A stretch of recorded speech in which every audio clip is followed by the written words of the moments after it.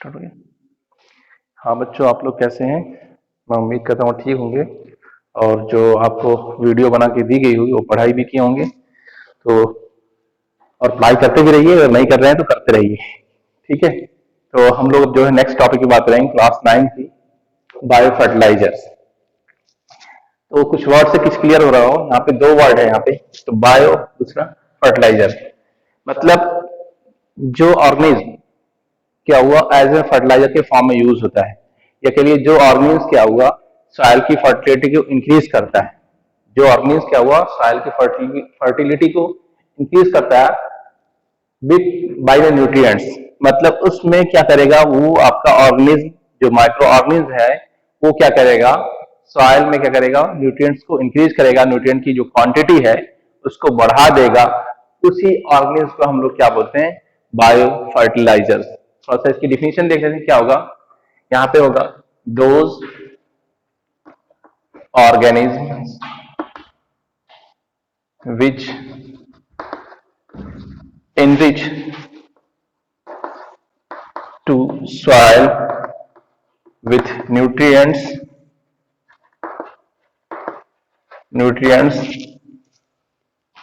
are called biofertilizers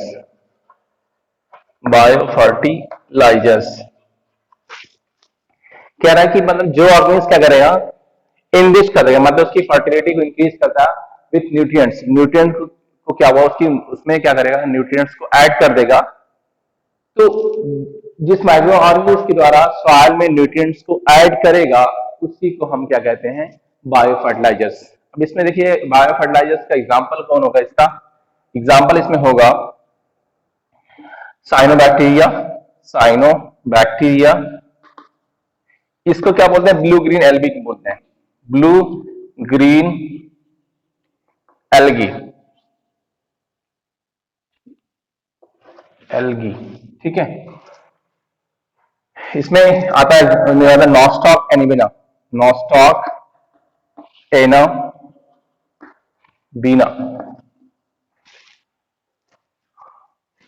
और दूसरा example जो इसमें होगा राइजोबियम, राइजोबियम।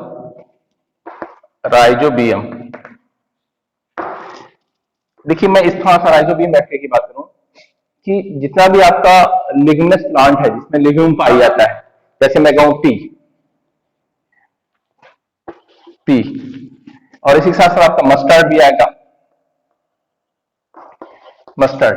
तो पी प्लांट में ये ग्राम हो गया। ठीक है, और लेंसीड, मतलब मैं यहाँ पे पी प्लांट्स की बात करूं, जितने भी पी प्लांट्स हैं उनके पी प्लांट्स की जो रूट होती है उस रूट में क्या होता है, रूट न्यूड्यूल पाया जाता है। मैं कहा ये प्लांट हमारा है, मैं कुछ रफली डायग्राम आता है, मैं कहा इसकी क्या हुआ, ये सॉइल लेयर होगी, सॉइल होगी, यहाँ पे क्या हुआ रूट में क्या नोड्यूल्स पाई जाती है, मीन्स गांठ पाई जाती है, नोड्यूल। इस रूट नोड्यूल में क्या हुआ, ये आपका राइजोबियम बैक्टीरिया पाई जाती है।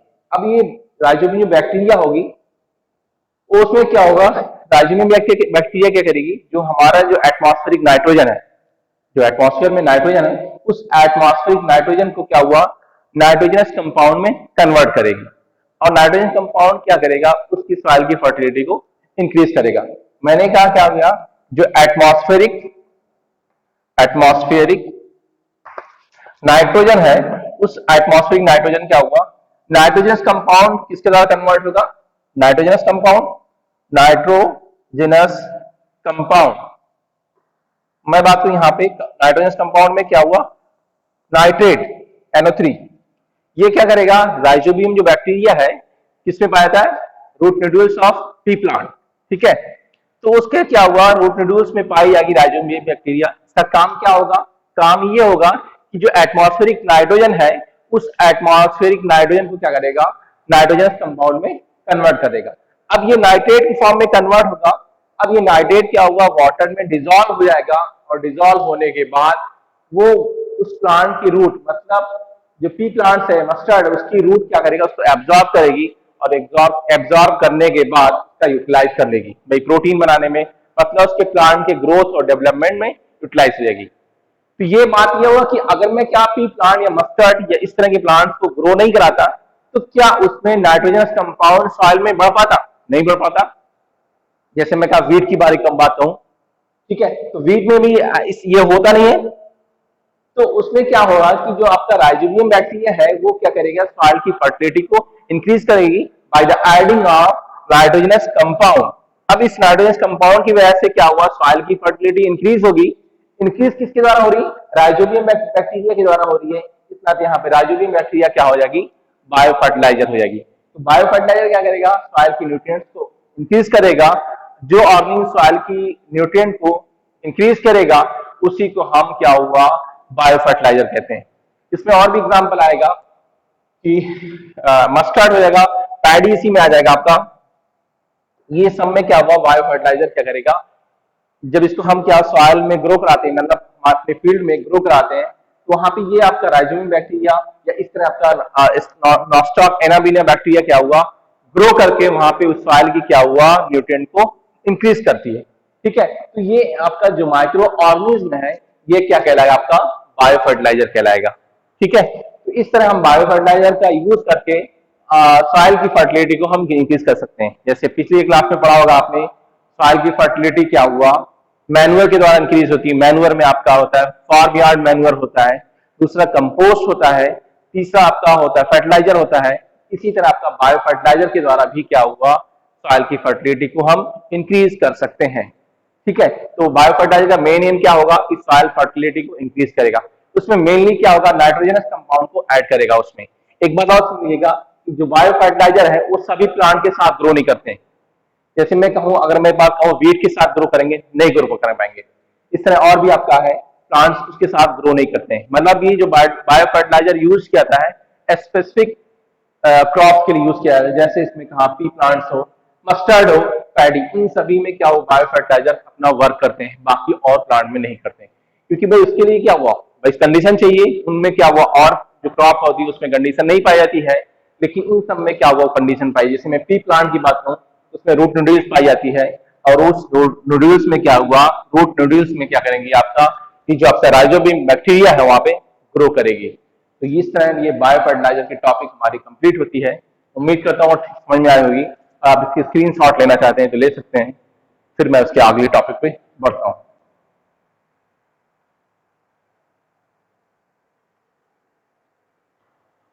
ठीक है, मैं नेक्स्ट टॉपिक बात करूं, क्योंकि इरिगेशन में पढ़ा रहा था पिछले वीडियो में, तो अब इरिगेशन थोड़ा सा आगे बढ़ लेते हैं। फैक्टर कंट्रोलिंग इरिगेशन, मतलब कौन कौन से फैक्टर होंगे जो इरिगेशन को क्या करेंगे, कंट्रोल करेंगे। तो बात आती है फैक्टर्स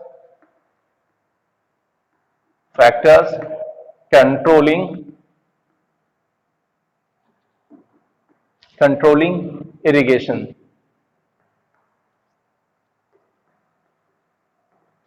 मतलब कौन कौन से फैक्टर होंगे जो इरिगेशन को कंट्रोल करते हैं। पहला होता है नेचर ऑफ क्रॉप, पहला होगा नेचर ऑफ क्रॉप्स। ठीक है, दूसरा जो होता है nature of soil, nature of soil. मतलब यहां पे नेचर ऑफ क्रॉप्स की बात करूं तो यहां पे क्रॉप्स किस तरह की है, टाइप ऑफ क्रॉप्स कहूं या नेचर ऑफ क्रॉप्स कहूं, तो यहां पे क्रॉप किस तरह की है। जैसे मैं यहां पे दो क्रॉप लेता हूं, एक मैं एग्जांपल लेता हूं रबी क्रॉप का, जिसका मैं एग्जांपल लेता हूं वीट। रबी क्रॉप का एग्जांपल क्या होगा, वीट। इसमें दूसरा एग्जांपल लेता हूं खरीफ क्रॉप का, उसका एग्जांपल ले रहा हूं मैं पैडी। दोनों क्रॉप अलग अलग सीजन में ग्रो करती है। ये आपका क्या हुआ, रेनी सीजन में ग्रो करती है, और ये क्या हुआ, विंटर सीजन में ग्रो करती है। अब मैं कहूं दोनों में जो आपका रिक्वायरमेंट ऑफ वाटर होगा, ठीक है, रिक्वायरमेंट ऑफ वाटर दोनों में डिफरेंस होगा। इसमें रिक्वायरमेंट ऑफ वाटर क्या होगा, लो होगा। मतलब इसमें जो होगा रिक्वायरमेंट ऑफ वाटर वो क्या होगा, लो होगा। और इसमें क्या होगा, जो रिक्वायरमेंट ऑफ वाटर होगा, रिक्वायरमेंट ऑफ वाटर वो क्या होगा, हाई होगा। ठीक है, रिक्वायरमेंट ऑफ वाटर जो होगा वो हाई होगा। अब भाई अगर इसकी रिक्वायरमेंट ऑफ वाटर क्या लो है, तो क्या नंबर ऑफ इरिगेशन या फ्रीक्वेंसी ऑफ इरिगेशन क्या होगी, लेस होगी। मतलब हमें कम टाइम में इरिगेशन करना पड़ेगा। जैसे इसमें मैं कहूं मोस्टली क्या हुआ, 3 टाइम्स क्या हुआ इरिगेशन करना पड़ता है। Before sowing, after sowing and before the maturation या at the stage of maturation. ये तीन क्या हुआ, तीन तरह से क्या हुआ, तीन टाइम्स क्या हुआ इरिगेशन करना पड़ता है। लेकिन मैं तीन बार या 3 टाइम्स क्या हुआ इरिगेशन करूं करके क्या पैडी का क्रॉप प्रोडक्शन कर सकता हूं? नहीं, नेवर भी। क्योंकि इसको क्या हुआ, वाटर की रिक्वायरमेंट ज्यादा होती है। किसको? पैडी को। तो भाई वाटर की रिक्वायरमेंट ज्यादा होगी तो नंबर ऑफ इरिगेशन या कहूं मैं फ्रीक्वेंसी ऑफ इरिगेशन क्या हुआ, ज्यादा होगी। किसकी? पैडी की। तो इस तरह क्या हुआ, हमारा किस पे डिपेंड करता है, नेचर ऑफ क्रॉप्स की बात करूं। ठीक है, तो भाई जो क्रॉप ज्यादा वाटर अमाउंट चाहिए, ज्यादा क्वांटिटी में वाटर चाहिए, तो उसमें क्या हुआ, नंबर ऑफ इरिगेशन क्या हुआ, ज्यादा होगा। ठीक है, और जिस क्रॉप्स को क्या हुआ, अमाउंट ऑफ वाटर या रिक्वायरमेंट ऑफ वाटर क्या हुआ, लो होता है, उसमें इरिगेशन क्या हुआ, कम होना चाहिए।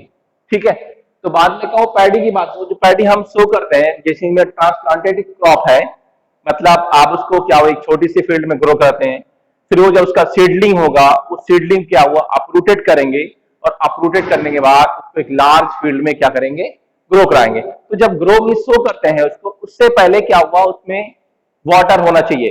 ठीक है, स्टैग्नेंट फॉर्म में, मतलब वहां पे पानी क्या हुआ, पूरी तरह फील्ड जो होगा वो भरा होना चाहिए, या पानी की क्वांटिटी क्या हुआ, ज्यादा होना चाहिए। तो भाई उसमें पहले क्या हो, स्टार्टिंग में क्या पानी ज्यादा चाहिए, लेकिन इसमें वीट में ऐसा नहीं था। ठीक है, तो फिर उसके बाद क्या हुआ, जो वाटर की क्वांटिटी है, मतलब वाटर अमाउंट क्या हुआ, ज्यादा चाहिए। इस नाते देखा होगा पैडी जो ग्रो करते हैं वो हमेशा रेनी सीजन में ग्रो करते हैं। कभी आपने नहीं देखा होगा कि जो आपका क्या मैं क्या हूं, आपका विंटर सीजन में आप पैडी ग्रो करते हुए नहीं मिलेगा आपको। ठीक है, कि नॉर्मल की बात मैं कर रहा हूं। तो क्यों ऐसा होता है, रेनी सीजन में ग्रो करते हैं? क्योंकि रेनी सीजन में क्या रेनफॉल होती है, और इंडिया में ज्यादातर क्या हुआ, जो क्रॉप प्रोडक्शन होता है वो किस पे बेस्ड होता है, वो आपका रेनफॉल पे, मतलब साउथ वेस्ट मानसून पे डिपेंड होता है। तो इसी नाते पैडी को क्या हुआ, रेनी सीजन में ग्रो किया जाता है, क्योंकि क्या हुआ, इसको वाटर अमाउंट क्या हुआ, ज्यादा चाहिए था। इस नाते नंबर ऑफ इरिगेशन ज्यादा उसमें होगा, इसमें क्या हुआ, नंबर ऑफ इरिगेशन कम होता है। तो पहला डिपेंड क्या हुआ, फैक्टर कंट्रोलिंग इरिगेशन में कौन होगा, नेचर ऑफ क्रॉप। क्रॉप के बेस पे क्या हुआ, हम इरिगेशन करते हैं। भाई कोई क्रॉप क्या हुआ, ज्यादा वाटर चाहती है तो उसका इरिगेशन ज्यादा करेंगे। किसी को कुछ क्रॉप ऐसी होती है जिसमें इरिगेशन अमाउंट ऑफ वाटर क्या हुआ, कम होता है, उसमें इरिगेशन कम किया जाता है। अब मैं बात करता नेचर ऑफ सॉइल, यहाँ पे नेचर ऑफ सॉइल। अब आता है कि मैं यहाँ पे दो सॉइल का एग्जांपल लेता हूँ। एक तो मैं बात करता सैंडी सॉइल की बात कर रहा हूँ, दूसरा मैं कहूं, दूसरा क्या हुआ, क्ले सॉइल, क्ले ई सॉइल। तो यहाँ पे जो सैंडी सॉइल है उसमें मैं कहूं कि इनफिल्ट्रेशन या मैं कहूं परकुलेशन रेट, मतलब वाटर, जिसे मैं कहा ये मेरी क्या हुआ, सैंडी सॉइल हो गई। ठीक है, तो जैसे इसमें रेनफॉल या वाटर इसमें जाएगा, तुरंत ये परकुलेट हो गए या मतलब इनफिल्ट्रेट होके क्या वाटर टेबल, जो ग्राउंड वाटर टेबल है वहां पहुंचा नहीं पहुंचेगा। इसका मतलब ये हुआ इसकी जो वाटर होल्डिंग कैपेसिटी होगी वो बहुत कम होगी। ठीक है, भाई वाटर होल्डिंग कैपेसिटी कम होगी, इस सॉइल में क्या वाटर के अमाउंट बहुत कम होगा, मतलब जैसे आपने वाटर को सप्लाई किया, तुरंत वाटर परकुलेट करके वो डाउन साइड की ओर मूव कर जाएगा। तो क्या मैं जो सॉइल के रूट है, मतलब सॉरी जो क्रॉप की रूट है, उस क्रॉप की रूट को क्या वाटर मिल पाएगा? नहीं मिल पाएगा। तो जब नहीं मिल पाएगा प्रॉपर वे में, तो उसके लिए हमें क्या इरिगेशन ज्यादा करना पड़ेगा कि नहीं करना पड़ेगा? बार बार करना पड़ेगा इरिगेशन, ताकि उस क्रॉप को की रूट को सही से क्या हुआ, वाटर मिल पाए। तो सैंडी सॉइल की वाटर होल्डिंग कैपेसिटी कम होने की वजह से वो क्या हुआ, उसमें इरिगेशन ज्यादा करना पड़ेगा। ठीक है, लेकिन बाद में कहूं यहाँ पे क्ले सॉइल में क्या, ये मेरे पास कुछ स्ट्रक्चर है किसका, क्ले सॉइल का। क्ले सॉइल का स्ट्रक्चर है, तो इसमें क्या वाटर होल्डिंग कैपेसिटी जो होगी वो क्या हुआ, ज्यादा होगा, मतलब मॉलिक्यूल के बीच में स्पेस जो होगा वो क्या होगा, बहुत बहुत कम होता है। तो इसके अंदर वाटर होल्डिंग कैपेसिटी क्या होगी वो ज्यादा होगी। तो मतलब इसमें क्या वाटर ज्यादा टाइम तक क्या आपका स्टे करेगा, तो इसके पास क्या हुआ, रूट को सही से जो प्लांट यहाँ पे ग्रो कराएंगे उस प्लांट को सही से वाटर मिल पाएगा, और वाटर सही से मिलेगा तो उसका ग्रोथ सही से होगा। इसका मतलब ये हुआ कि क्ले सॉइल में जो हम इरिगेशन करते हैं, नंबर ऑफ इरिगेशन कम होगा, क्योंकि पर्कुलेशन रेट क्या होता है, कम होता है। लेकिन इसमें क्या हुआ, ज्यादा होता है। जैसे हमने इरिगेशन किया, पानी तुरंत क्या हुआ, डाउन साइड की ओर मूव करना स्टार्ट करेगा।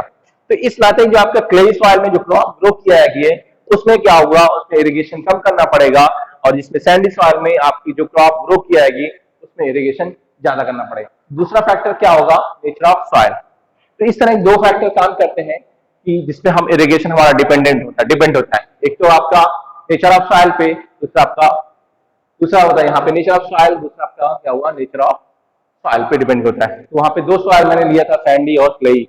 इसकी वाटर होल्डिंग कैपेसिटी बहुत कम होती है, इसकी क्या हुआ ज्यादा होती है। इसमें इतना इरिगेशन कम करना पड़ता है और इसमें इरिगेशन क्या हुआ ज्यादा करना पड़ता है। ठीक है, और इसकी स्क्रीनशॉट लेना चाहते हैं तो आप ले सकते हैं।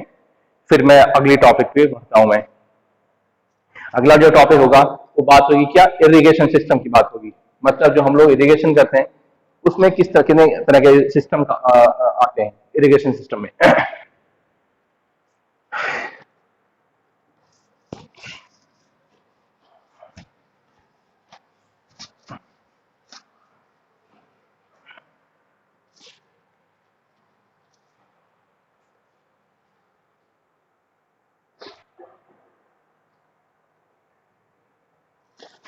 इरिगेशन,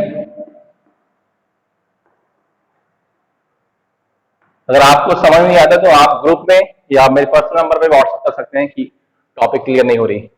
इरिगेशन सिस्टम,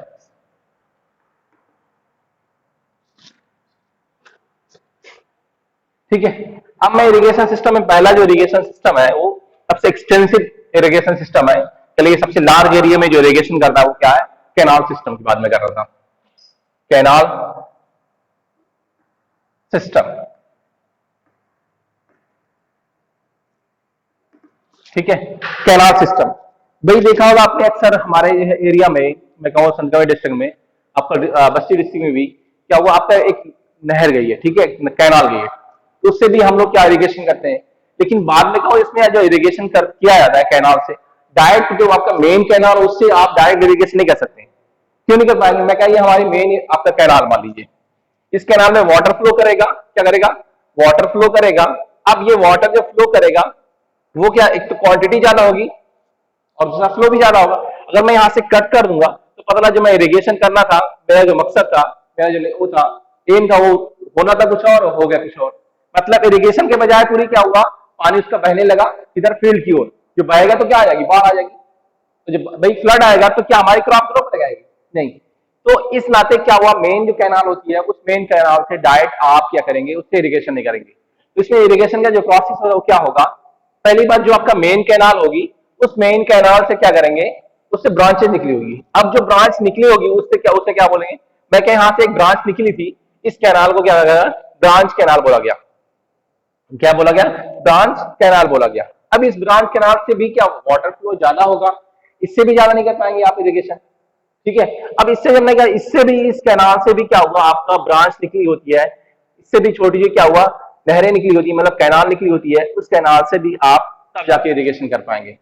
मतलब एक तो फ्लो यहां जा रहा था, अब यहां जब आएगा वाटर फ्लो कम होगा, फ्लो भी अगर मैं कहा प्रॉपर में रहा है, लेकिन क्वांटिटी ऑफ वाटर होगी वो लो होगी। फिर यह जब और डिस्ट्रीब्यूट हो जाएगा तो और कम हो जाएगी, कम हो जाएगी, ठीक है। जब और कम होगी तो यहाँ पे इसे जो बोलते हैं आपका, या के लिए फील्ड चैनल बोलते थे, फील्ड चैनल कहते हैं, ठीक है, फील्ड चैनल बोलते हैं, या इसे कहते हैं और डिस्ट्रीब्यूटरी चैनल्स कहते हैं, इसका एक नाम होता है डिस्ट्रीब्यूटरी चैनल्स कहते हैं। अब क्या इस डिस्ट्रीब्यूटरी चैनल से मैं कहा मेरा फील्ड यहाँ पे है, अब मैं इस फील्ड को क्या हुआ, इससे इरिगेशन कर सकता हूँ, या यहाँ वाली एरिया पूरी इरिगेशन हो सकती कि नहीं रहती, यहाँ भी पूरी एरिया क्या हुआ, इस फील्ड चैनल्स के द्वारा क्या हुआ, इरिगेशन हो सकता है। लेकिन मैं कहूँ इसी जो आपका मेरी फील्ड है, इस फील्ड से डायरेक्ट मैं मेन कैनाल से कर पाऊँ इरिगेशन, नहीं हो पाए, क्योंकि जैसे मैं इसको कट करूंगा या यहाँ पे जो आपका सोर्स ऑफ वाटर, मतलब सॉरी फ्लो ऑफ वाटर यहाँ से होगा साइड की ओर, वहां पे प्रेशर इतना ज्यादा होगी, इतनी और इतना ज्यादा मतलब प्रेशर के साथ, इतनी क्वांटिटी के साथ वाटर फ्लो करेगा कि जैसे मैं यहाँ पे वाटर फ्लो करेगा, पता यहाँ पे पूरी एरिया क्या हुआ, वाटर लॉस हुई, मीन्स वहां पे जो वाटर होगा कि मतलब कहिए क्वांटिटी क्या हुआ, ज्यादा हो जाएगी, और ऐसे क्या वो लगेगा कि फ्लड आ गई। और जब फ्लड आएगा तो क्या होगा, बाढ़ आएगी, तो क्या क्रॉप प्रोडक्शन हो पाएगा, नहीं हो पाएगा। जैसे देखा होगा कहीं बाढ़ आती है तो पता वो क्या होगा, पूरी फसल जो पूरी क्रॉप होगी वो डिस्ट्रॉय हो जाती है, और क्रॉप प्रोडक्शन क्या होता है, जीरो होता है। सेम इसमें भी होता है। तो इसमें क्या हुआ, उसके पार्ट्स बने होते हैं। तो उस पार्ट्स में क्या होता है कि फील्ड चैनल्स या डिस्ट्रीब्यूटरी चैनल्स होता है, उस फील्ड चैनल्स या डिस्ट्रीब्यूटरी चैनल्स के द्वारा हम क्या करेंगे, इरिगेशन कर सकते हैं। इस तरह क्या हुआ, जो आपका कैनाल सिस्टम होता है उस कैनाल सिस्टम से इरिगेशन करते हैं। एक बात और सुनिए, यहाँ पे जो कैनाल सिस्टम होता है, मतलब जिसमें वाटर आता है, वाटर कहाँ से आएगा? या तो उसके रिजर्वायर्स के आवाज आता है, रिजर्वायर्स के से आएगा वाटर, या तो क्या हुआ रिवर के द्वारा, भाई बहुत सारी रिवर्स होती है, उस रिवर का वाटर भी क्या हुआ कैनाल में ट्रांसफर कर देते हैं। तो इस तरह वाटर को, कैनाल को क्या हुआ, रिवर जो वाटर मिलेगा, वाटर कहां से मिलेगा? रिवर से मिलेगा या तो रिजर्वायर से मिलेगा। जैसे आपने पढ़ा होगा सतपुरा नेशनल पार्क में भी आपका रिजर्वायर है, ठीक है। तो वहां से इस तरह क्या हुआ, हम उस रिवर का वाटर क्या हुआ कैनाल के थ्रू डिफरेंट एरिया, कह लीजिए डिफरेंट एरिया में हम वाटर को ट्रांसफर, वाटर को क्या हुआ फ्लो करा सकते हैं, और वही वाटर का यूज हम इरिगेशन पर्पज में यूज कर सकते हैं। ये आपका कैनाल सिस्टम के द्वारा जो हम इरिगेशन कर सकते हैं, एक लार्ज एरिया में हम इरिगेशन कर सकते हैं। तो ये आपका एक्सटेंसिव इरिगेशन सिस्टम होता है, ठीक है। कौन? Canal system. तो ये हमारा कैनाल सिस्टम के द्वारा इरिगेशन किया जाएगा।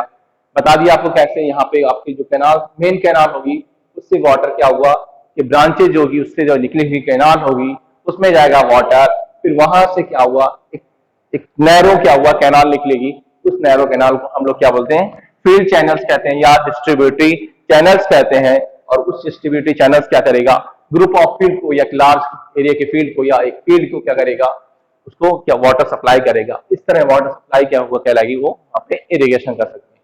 देखिए अब वह कैनाल जो सिस्टम होता है, ये आपका एक्सटेंसिव इरिगेशन सिस्टम है। दूसरा यहाँ पे मैं कहूँ टैंक के बारे में, दूसरा जो इरिगेशन सिस्टम है टैंक्स। कुछ वर्ड से क्लियर हो जाए, भाई हम लोग घर में टैंक लगाते हैं, तो वो टैंक नहीं होगा, वो मत समझिए कि उससे हम सिंचाई कर लेंगे, ठीक है, मतलब 700 800 2000 लीटर पानी स्टोर किया काम हो जाएगा, ऐसा नहीं। टैंक से थोड़ा सा अलग होगा। टैंक्स देखिए मैं कहूँ क्या हुआ, मिनी आप कह लीजिए स्मॉल डैम्स होता है, स्मॉल क्या हुआ डैम होगा, ठीक है।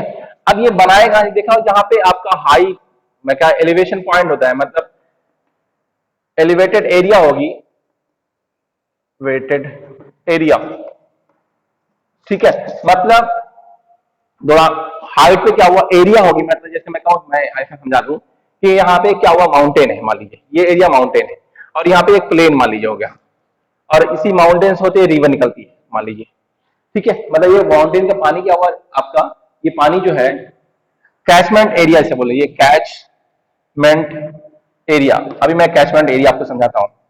मैं कहा ये वहां पे रेनफॉल होगी, तो ये रेनफॉल होते हुए क्या हुआ पानी क्या हुआ उससे पहाड़ से नीचे की ओर आएगा। अब नीचे जो पहाड़ जो पानी जो है पहाड़ से नीचे की ओर आएगा, एक भाई एरिया के थ्रू, मतलब एक प्लेस के थ्रू पानी धीरे क्या हुआ नदी में चला जाता है।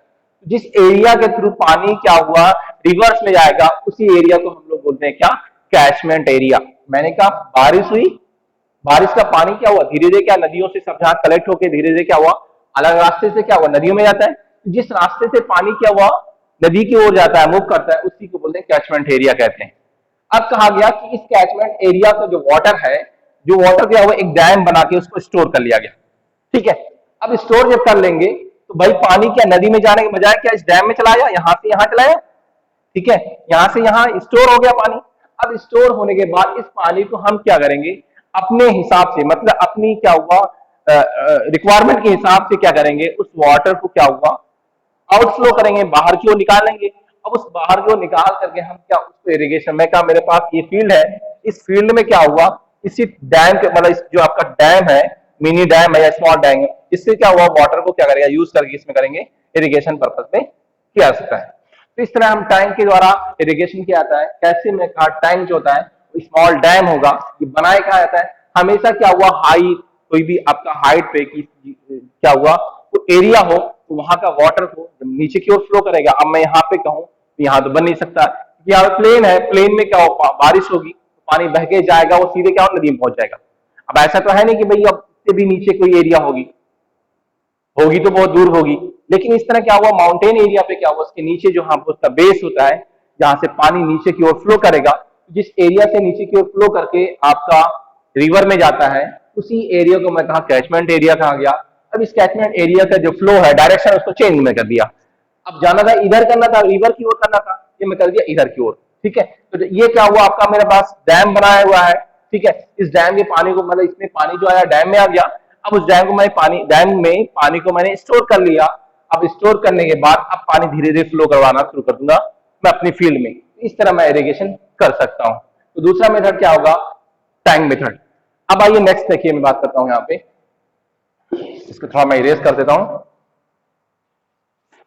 दूसरा जो सिस्टम होगा वेल, यहां पे वेल में दो आएगा, एक तो डग वेल होगा, दूसरा ट्यूब वेल होगा।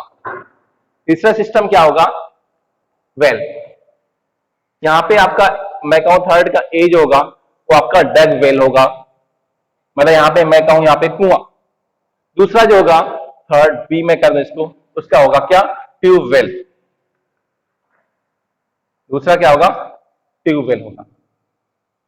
तो यहाँ पे डग वेल में क्या होगा, हमने क्या हुआ, कुआं खोदा, ठीक है।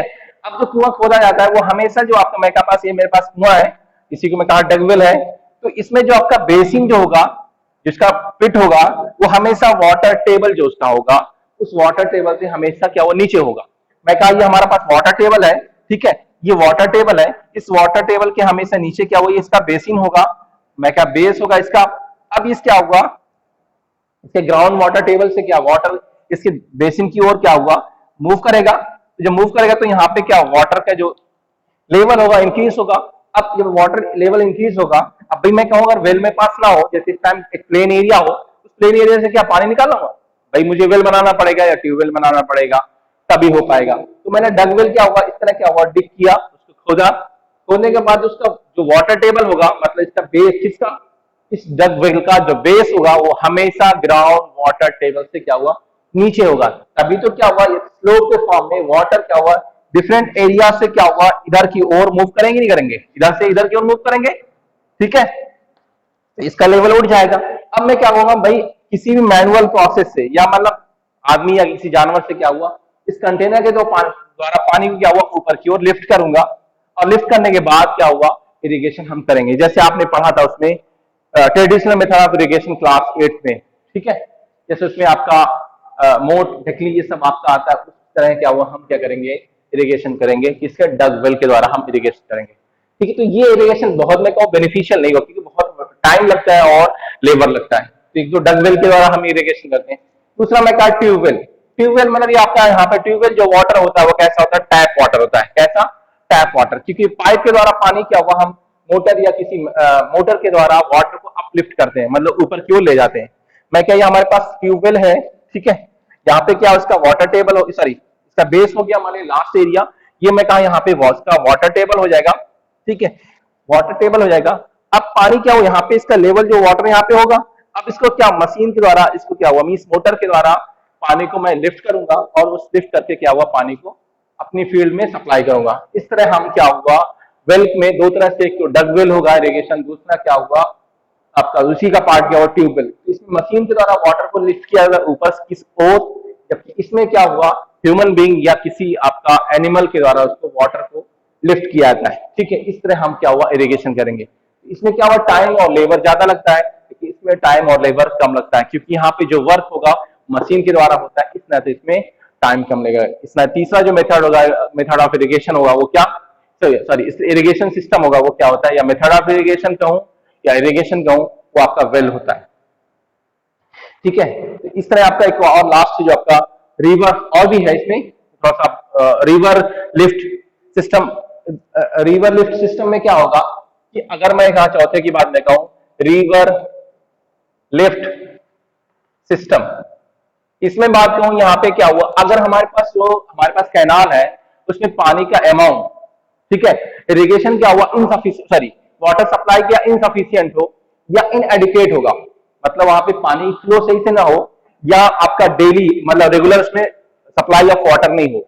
दो बात मैंने कहा कि अगर इसमें कैनाल में क्या हुआ, जो वाटर फ्लो हो रहा है, मैं कहा कैनाल में क्या हुआ, इरेगुलर क्या हुआ, सप्लाई ऑफ वाटर हो रहा है, इरेगुलर सप्लाई ऑफ वाटर हो, या क्या हुआ, इनसफिशियंट हो, इनसफिशियंट,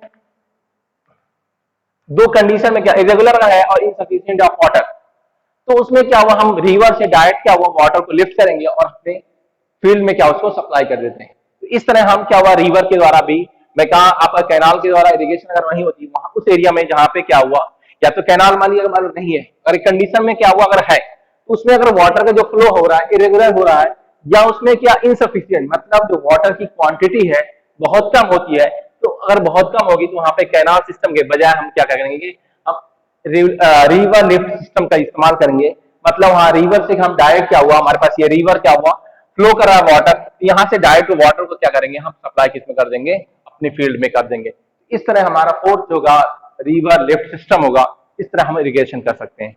नेक्स्ट जो होता है आपका ड्रिप और आपका स्प्रिंकलर। स्प्रिंकलर और ड्रिप ये दोनों क्लास सेट में पढ़ेंगे। स्प्रिंकलर में वाटर क्या हुआ, एक फुहारे के फॉर्म में एक लार्ज एरिया में फैलता है, और ड्रिप इरिगेशन में वाटर जो होता है वो आपका ड्रॉप बाय ड्रॉप, उसकी जो फ्लोटिंग प्लांट होगी या गार्डन होगा उस फ्लोटिंग प्लांट के रूट में वो वाटर क्या हुआ, डायरेक्ट सप्लाई होता है। तो मैं कहूँ ड्रिप इरिगेशन में जो वाटर वेस्टेज होता है वो सबसे मिनिमम होता है। ये किया ड्रिप इरिगेशन का यूज जो किया जाता है, वो ड्रिप इरिगेशन का यूज किया जाता है आपका, एक तो आपका आंध्र प्रदेश हो गया और महाराष्ट्र, कर्नाटका, उड़ीसा, तमिलनाडु, इन सब में यूज किया जाता है। जबकि स्प्रिंकलर इरिगेशन सिस्टम का यूज किया जाता है आपका हरियाणा, राजस्थान और आपका मध्य प्रदेश, इन सब में क्या हुआ, स्प्रिंकलर इरिगेशन सिस्टम का यूज किया जाता है। एक बात और सुन लीजिएगा, स्प्रिंकलर इरिगेशन का यूज क्या हुआ, जहां पे जो लैंड है वो अनइवन होता है, मतलब कहीं अप एंड डाउन होता है, तो वहां पे आपका स्प्रिंकलर इरिगेशन का यूज किया जाता है। जबकि ड्रिप इरिगेशन का यूज फ्रूटिंग प्लांट में यूज किया जाता है। ड्रिप इरिगेशन में जो वाटर होगा वो डायरेक्ट रूट ऑफ प्लांट में क्या हुआ, सप्लाई होता है। इस तरह क्या हुआ, हमारा इरिगेशन सिस्टम कंप्लीट हो जाएगा। ठीक है, फिर हम नेक्स्ट टॉपिक जो है अगले वीडियो में बात करेंगे, अगले लेक्चर में बात करेंगे।